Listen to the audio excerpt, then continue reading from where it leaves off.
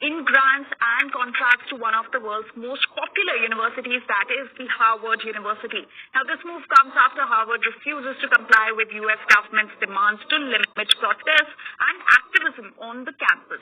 The U.S. government wrote a letter to Harvard University and called for a leadership reform at the university. It also demanded for a ban on face masks, which appeared to target pro-Palestinian protesters. They also put pressure on the university to stop recognizing or funding any student group or club that endorses or promotes criminal activity or illegal violence. The administration argued that universities allowed anti-Semitism to go unchecked at campus protests last year against Israel's war in Gaza.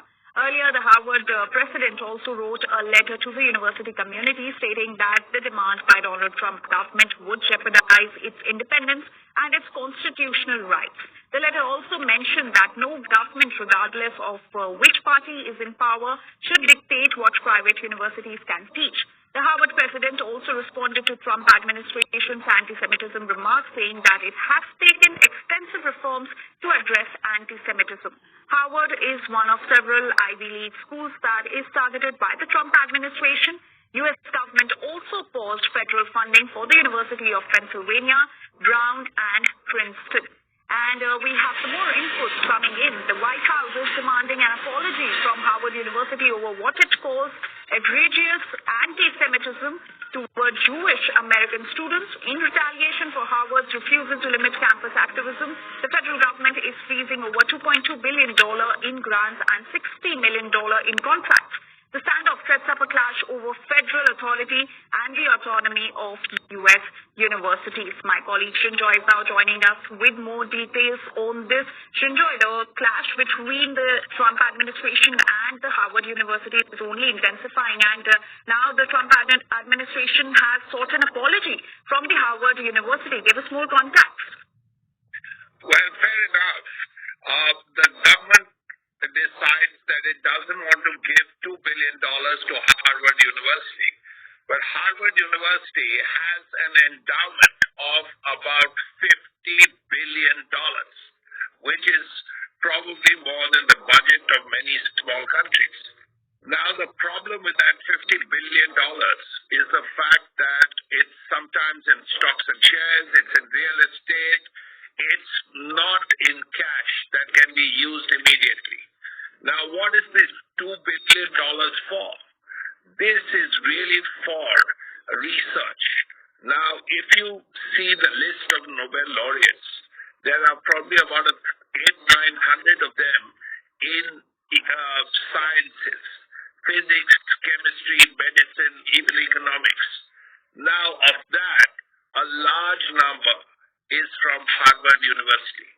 The problem is that if you cut these funds, then it cuts research.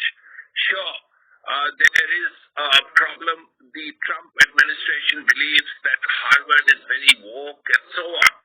Now, that is a belief that the university, the government has.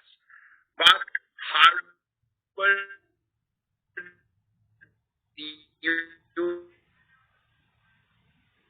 All right, we'll try to reestablish that connection with Shinjoy, but the clash between the Trump administration and the Harvard University seems to be intensifying. We have some more inputs coming in.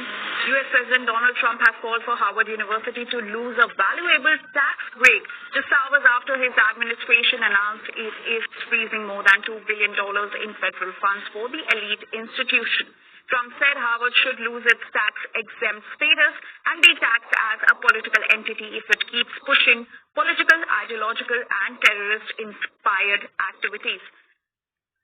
So that's the breaking news that's coming in, and U.S. President Donald Trump has posted perhaps Harvard should lose its tax-exempt status and be taxed as a political entity if it keeps pushing political, ideological, and terrorist-inspired supporting sickness. Remember, tax-exempt status is totally contingent on acting in the public interest. So that's what U.S. President Donald Trump has posted on Harvard University. He has written that Harvard should lose its tax-exempt status and be taxed as a political entity. When it comes to Harvard, the president's position on this is grounded in common sense, in the basic principle that Jewish American students, or students of any faith, should not be illegally harassed and targeted on our nation's college campuses.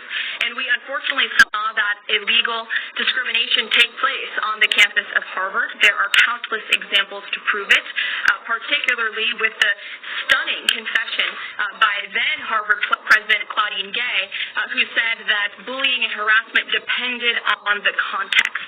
The president at that time made it clear to the American public he was not going to tolerate illegal harassment and anti-Semitism taking place in violations of federal law. So the president made it clear to Harvard, follow federal law, no longer break Title VI, which was passed by Congress to ensure no student can be discriminated against on the basis of race, and you will receive federal funding. Unfortunately, Harvard has not taken the president or the administration's demands seriously. All the president is asking, don't break federal law, and then you can have your federal funding. I think the president is also begging a good question. More than $2 billion out the door to Harvard when they have a more than $50 billion endowment. Why are the American taxpayers subsidizing a university that has billions of dollars in the bank already? And we certainly should not be funding a place where such grave anti-Semitism exists. So after cutting grants and contracts to Harvard University, U.S. President Donald Trump has said that Harvard should lose its tax-exempt status and be taxed as a political entity if it keeps pushing political, ideological, and terrorist-inspired sickness.